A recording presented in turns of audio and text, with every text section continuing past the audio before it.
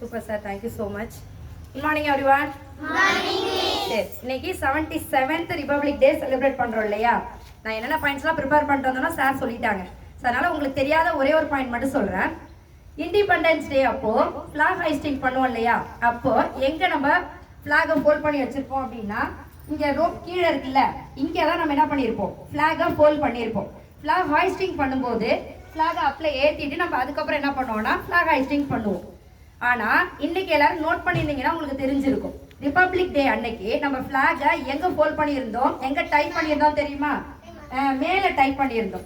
இது ரெண்டுத்துக்கும் ஒரு டிஃப்ரெண்ட் இருக்கு. என்ன டிஃப்ரெண்ட் அப்படின்னா, இண்டிபெண்டன்ஸ் டே அன்னைக்கு நமக்கு சுதந்திரம் கிடைச்சது இல்லையா, அந்த சுதந்திரம் நம்ம கொண்டாடுறோம் அப்படிங்கிறதுக்காக கொடியை கீழே இருந்து மேலே ஏற்றி பறக்க விட்டு நம்ம அதை கொண்டாடுவோம் சுதந்திர தினத்தை.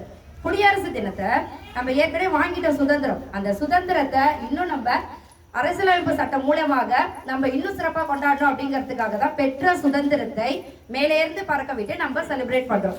ஓகேவா? ஸோ இப்போ நேஷனல் பிளாக் பார்த்தீங்கன்னா எப்போதும் எத்தனை கலர்ஸ் இருக்கும், வேற வேற கலர்ஸ் இருக்குமா? ஒரு வருஷத்துக்கும் ஒரு வருஷத்துக்கு வேற வேற கலர்ஸ் இருக்குமா? பார்த்துருக்கீங்களா?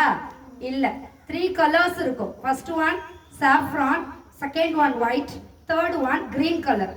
சாஃப்ரானோட மீனிங் என்ன அப்படின்னா சாக்ரிஃபைஸ். சாக்ரிஃபைஸ்னா சாதாரணமாக சாக்ரிஃபைஸ் கிடையாது, நமக்கு சுதந்திரம் வாங்கி தரத்துக்காக பெரிய பெரிய தலைவர்கள், அதாவது தேச தலைவர்கள் மட்டும் அல்லாம தமிழ்நாட்டை சேர்ந்த வீர தியாகிகளும் அவர்களுடைய ரத்தத்தை சிந்தி தான் நமக்கு சுதந்திரத்தை வாங்கி கொடுத்துருக்காங்க. சரியா?